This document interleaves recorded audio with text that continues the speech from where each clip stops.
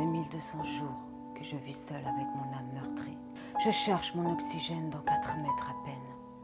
La souffrance rythme la cadence de mes pas oppressés.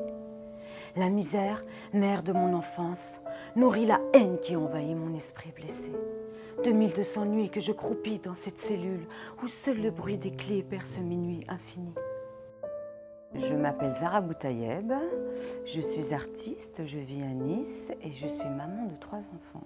Mon art consiste à réunir quelque part 3 arts, l'écriture, la photo et la peinture. Les marier les 3 ensemble. Je fais des diptyques, j'écris des textes sur des métiers ou une interaction entre les émotions humaines. Après, je prends en photo ce métier en activité et ensuite, je peins pour donner vie à la photo. Mais il n'y a pas de fluorescence de couleurs, c'est du noir et du rouge. Le noir et le rouge, c'est ma vie. Alors j'avais écrit quand j'avais 7-8 ans mon premier quatrain, je m'en souviens encore. Perché sur un arbre attendant sa douceur, effleurer cette feuille et mon âme et mon cœur, et sentir son parfum qui envahit mon corps, recevoir sa chaleur qui me prend, qui m'amore. L'écriture a été pour moi le moyen de transfigurer l'expérience douloureuse de l'âme humaine en beauté. Ensuite arriva la lecture. Je ne comprenais pas pourquoi j'avais une telle fluidité à l'écriture, une telle facilité que je n'avais pas à l'oral, parce qu'en fait j'étais bègue. Je me rendais compte que quand je prenais un stylo, c'était tellement fluide, tellement facile, et à l'oral, ça buguait un peu, même un peu beaucoup. Et alors, j'ai décidé de combattre plutôt cet handicap, et j'ai pris un livre. Et j'ai décidé là de lire la première phrase. Ça pouvait prendre, je ne sais pas, parfois 100 fois. Tant qu'il n'y avait pas cette fluidité que j'avais à l'écriture, je recommençais. Et lire à haute voix, apprendre à parler avec cette fluidité. Les fleurs du mal de Baudelaire. Et venant également d'une maman qui était analphabète, donc elle ne pouvait pas m'aider à justement combattre cet handicap. Alors j'ai décidé par moi-même de me battre.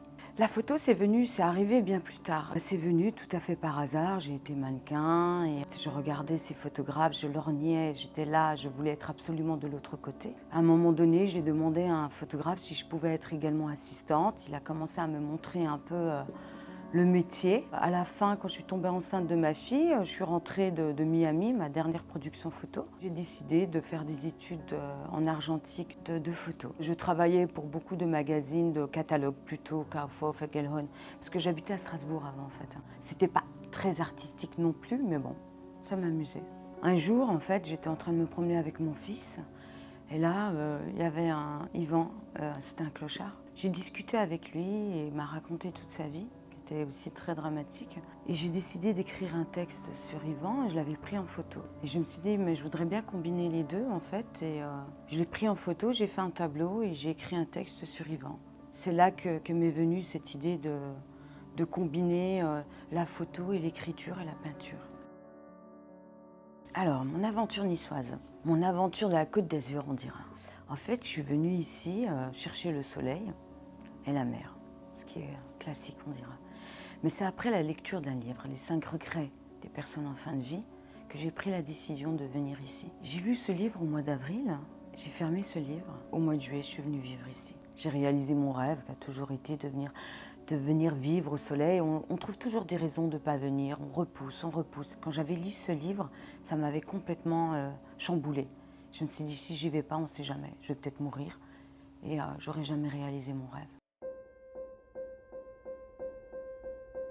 Et c'est vrai que quand je suis venue ici, j'ai été vraiment beaucoup inspirée. J'ai terminé mon livre plus rapidement, Les pensées perdues, qui est un recueil de textes qui explore les émotions humaines au travers des valeurs de la société.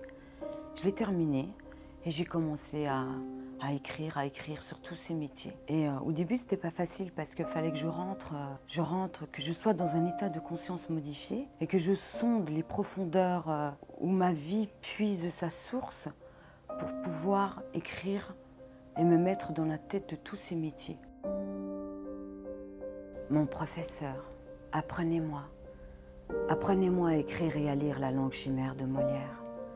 Inculquez-moi les secrets téméraires d'une grammaire populaire. Aidez-moi à percer tous ces mystères. Dictez-moi ces mots si précieux, ces phrases d'un son si mélodieux. Corrigez toutes mes erreurs. Éloignez pour toujours mes peurs et mes doutes, mes affres accusateurs. Alors cette expo, c'est après la rencontre de Robert Roux, l'adjoint au maire de la culture, une personne merveilleuse qui est venue dans mon atelier et qui a vu mon travail et qui m'a proposé d'exposer Ouhlou Babazouk 2. Pour une artiste, c'est une consécration. À vous qui passez sans me voir. C'est Robert Roux qui m'a donné l'idée en fait. Ce sont tous ces métiers où il y a une interaction dans notre quotidien, mais qu'on ne voit pas, qu'on ne considère pas.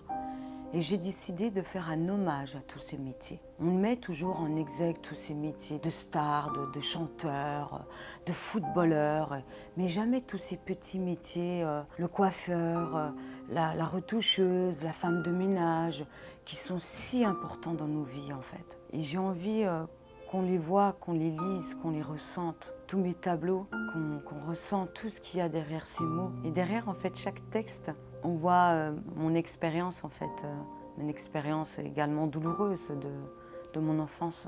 Non seulement de ce bégaiement, mais on dira d'autres expériences très traumatisantes en fait, qu'on retrouve derrière chaque texte quand on lit bien. Ça parle beaucoup de la souffrance en fait et de la résilience.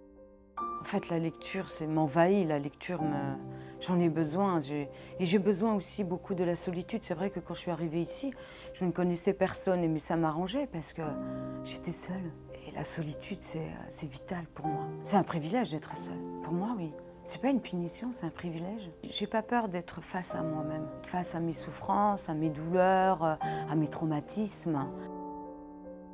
Je remercie toutes ces personnes qui ont accepté de faire partie de mon projet artistique. Merci à la ville de Nice d'avoir accepté de montrer tous mes tableaux. Je vous remercie de m'avoir donné la parole.